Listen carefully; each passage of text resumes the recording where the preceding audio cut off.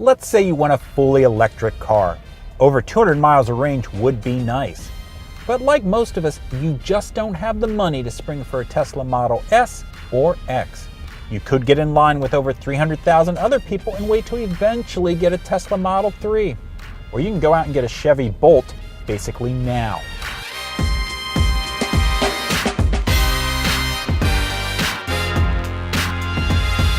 Beating Silicon Valley upstart Tesla to market with an affordable long-range EV is quite a feat for GM, a symbol for old-school Detroit.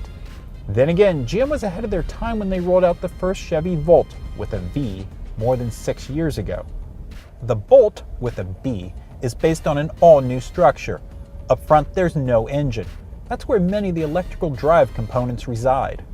The 60 kilowatt-hour battery is installed in the floor and provides some of the car's structure.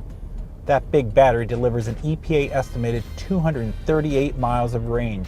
For comparison, a Volt can go 50 miles before its gasoline engine kicks in. Among electric-only cars, the Nissan Leaf goes 107 miles, and a Tesla Model S 60D with its 60 kilowatt-hour battery is rated for 218 miles. Totally recharging the Bolt takes around 9.5 hours on 220 volts. Obviously, you don't get access to Tesla's growing array of supercharger stations. Instead, the Bolt has available DC fast charging, which gives you up to 90 miles of range in half an hour. That charging network is also growing.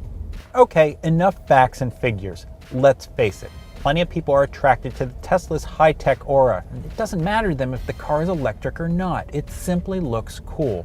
As for the Bolt, well, it's got some chrome bits and really cool tail. Okay, who am I kidding? This thing is a dorky looking little box. Compared to a Tesla, it's not cool at all. It seems like GM just gave up. Well, at least it's got a great it's really practical. With the battery in the floor, there is a low and flat door sill. Combined with tall doors, getting in and out is a cinch. There's good space in the rear seat, helped out by having a totally flat floor back there. Up front, you sit up high. Feels a lot like a small SUV, and lots of people like those. There's big windows here, and that helps make up for the rather thick roof pillars. Another help is the optional surround view camera, added to the standard backup camera's view. Neat textured plastic and red-orange stitching on the optional leather seats liven up the cabin.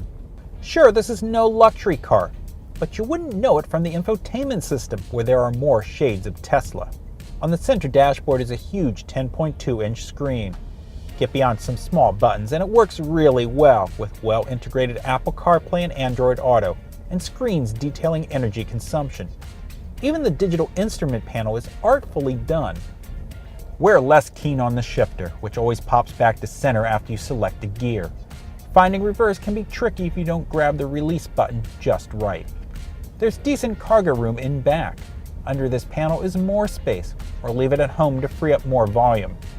Okay, there's nothing insane or ludicrous about how this car accelerates, but you do get that great feeling of instant electric torque from the moment you tap into the throttle.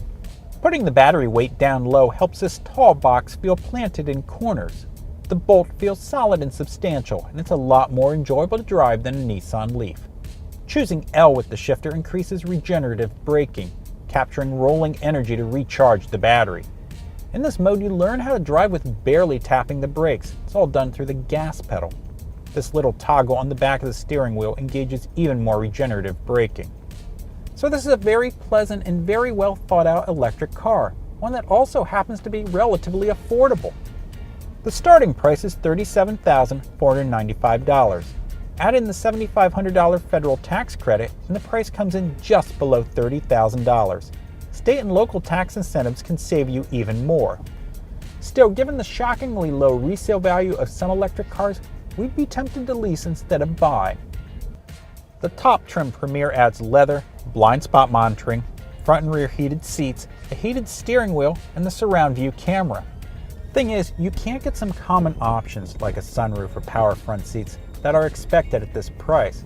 More important, advanced safety equipment like forward collision warning and automatic emergency braking, it's an option, and it's only available on the top trim Premier. We wish this stuff was standard on all cars. No question, GM has achieved a lot here, building a long-range electric car at a fairly affordable price. Maybe some of those people intending to buy a Tesla Model 3 might want to think about canceling their reservations. For more on electric cars, check out consumerreports.org.